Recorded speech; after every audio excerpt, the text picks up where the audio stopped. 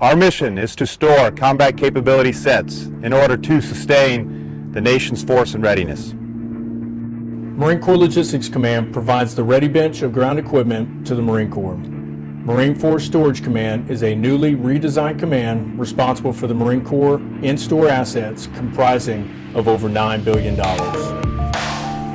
Storage operation encompasses storage activities for global wholesale inventory.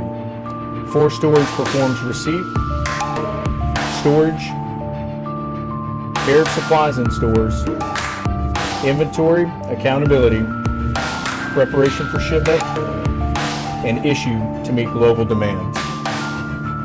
In fiscal year 2018, Force Storage processed 18,000 documents, including 98,000 shipments and 117,000 receipts for military equipment.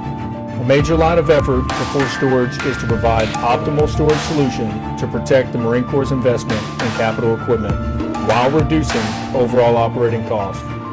We are reutilizing warehouses to park equipment indoors, maximizing use of marking and tagging technology, and exploring technology inserts throughout our locations to ensure efficiency in our storage operations and processes. Marine Force Storage Command's 2 battalions are strategically positioned, providing the operating forces with geographically supported facilities.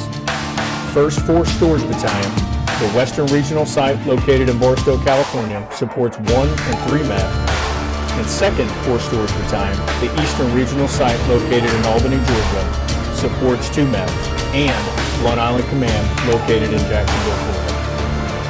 Force Storage also holds explosive ordnance wholesale stock in Indian Head, Maryland, and mine-resistant ambush-protected vehicles aboard ships in Charleston, South Carolina.